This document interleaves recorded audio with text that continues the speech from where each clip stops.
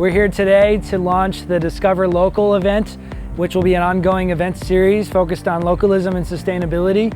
We're at the Tucson Museum of Art, kicking off the TENWEST Festival weekend, and we're thrilled to be here. It's been a very interactive, a very unique day, and everything we're doing is hands-on workshops and activities with local businesses and local nonprofits, and it's focused on sustainability tracks, it's focused on technology and the arts, and much more. It's been a day full of, I think, an eclectic mix of what makes us who we are as a city. So we put this event together with Lead Local, Mrs. Green's World, Vibin, and Zero Craft, and so many others. We have over a dozen partners who have come together to make this a very unique day.